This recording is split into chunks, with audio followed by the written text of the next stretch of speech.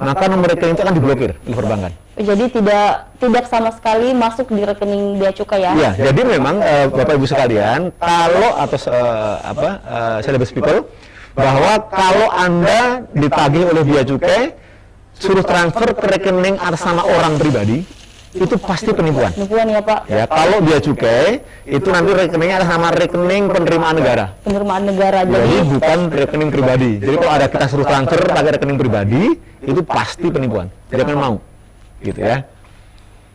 Nah, untuk masyarakat sendiri nih Pak, apakah pihak bea cukai tahu bagaimana sih masyarakat dalam mengantisipasi modus penipuan ini Pak? Ya, untuk mengantisipasi sekali lagi saya tekankan, silakan cek ke kantor bea cukai, baik telepon lewat namanya Bravo Bea Cukai 1500 225 ya 1500 225. Itu bisa tanya apa saja. Di nomor telepon itu ya? Ibu akan tanya apa aja tuh hotline-nya bea cukai. Apakah ada barang kiriman semacam ini, atau adakah nama orang yang ngaku bea cukai tadi di kantor ini dan sebagainya.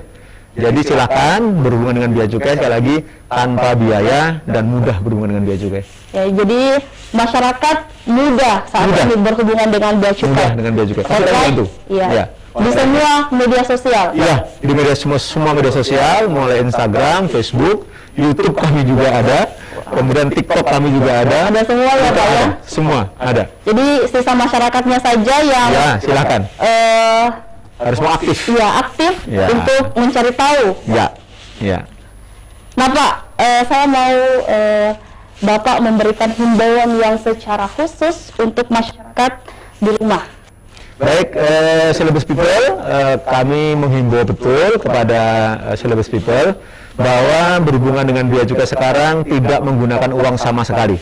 Tidak ada pungli, tidak ada pungutan jika berhubungan dengan bea cukai. Oleh karena itu silakan datang ke kantor kami di Jalan Satandul samping Tol Persis, itu Kanwil Bea Cukai Sulawesi bagian selatan, untuk kami bimbing.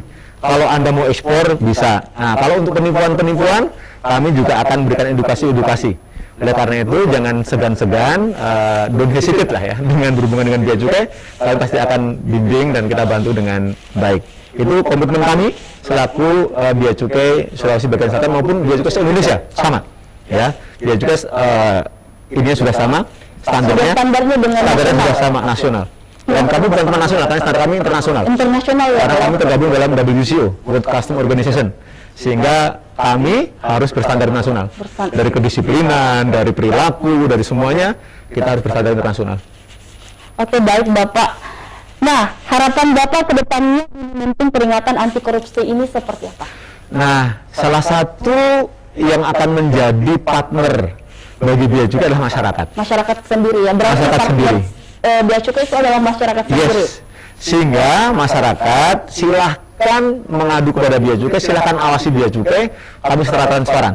Kalau ada memang oknum bea cukai yang salah, laporkan kepada kepatuhan internal lewat SIPUMA, kemudian lewat WISE. WISE itu whistleblowing system, yang dibuat oleh Inspektorat Jenderal di atas Kementerian Keuangan. Jadi Kementerian Keuangan di atasnya. Jadi WISE ada, SIPUMA ada.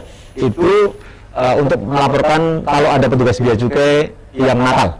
Karena memang apapun namanya manusia, petugas kami jumlahnya 16.000 lebih di kantor Indonesia 16.000. Kalau di bea cukai Sulawesi bagian selatan cuma sekitar 400-an. 400 orang ya, Pak ya. Semua dan itu anak orang banyak ya, jadi sifatnya masing-masing gitu ya. Sehingga tapi kami akan yakinkan sistem kami akan bisa mendetek kalau ada pegawai-pegawai yang berperilaku kurang baik. Nah, kami akan ingatkan, kami akan bina.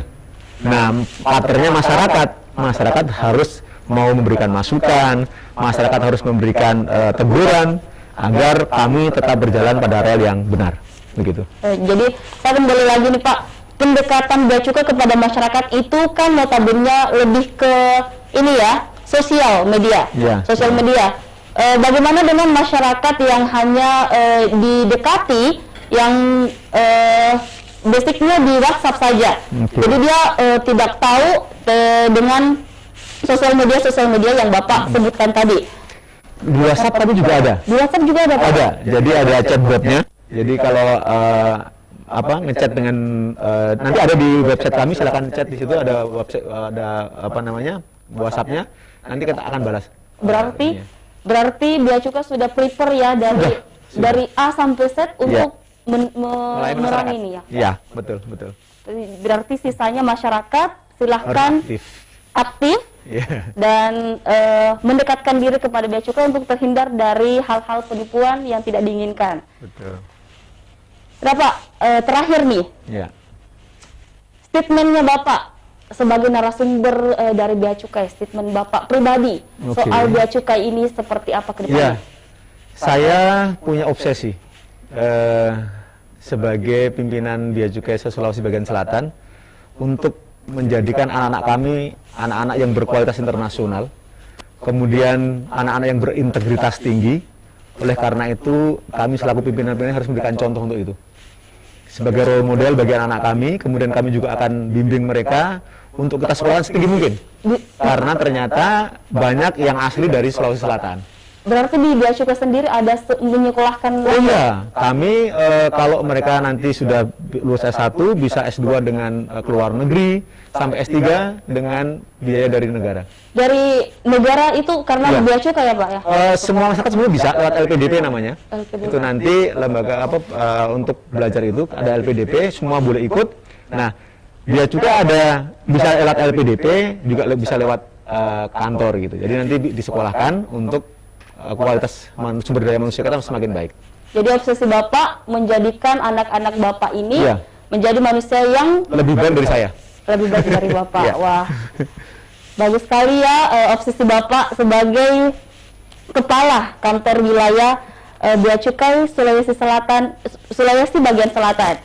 Nah pemirsa, sudah kita dengarkan tadi statement Bapak dan argumen-argumen Bapak tentang bagaimana memerangi masalah penipuan yang terjadi yang mengatasnamakan Bea Cukai sendiri. Nah terakhir Bapak, saya ingin meminta statement Bapak closing.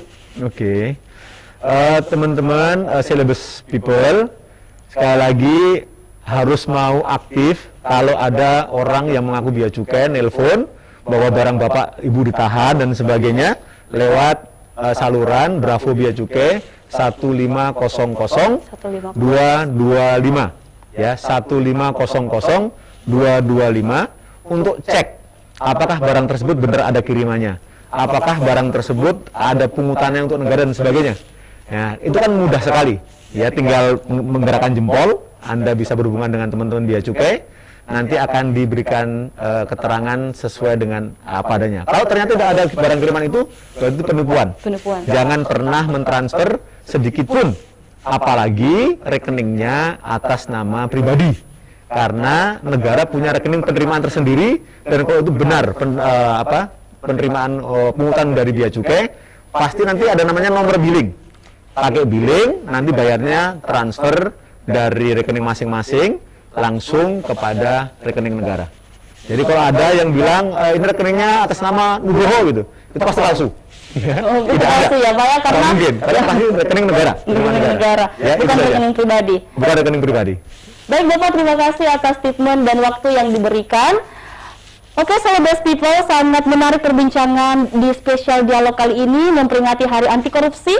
Kita berdialog bersama Kepala Kantor Wilayah Bea Cukai Sulawesi bagian Selatan, Bapak Nugroho Wahyu Widodo, dengan tema waspada penipuan atas nama Bea Cukai. Terima kasih kepada Bapak Nugroho Wahyu Widodo atas waktu dan kesempatan telah hadir di studio Syllabus TV. Juga sekaligus mengedukasi kita semua hingga kita sampai di penghujung pertemuan kita.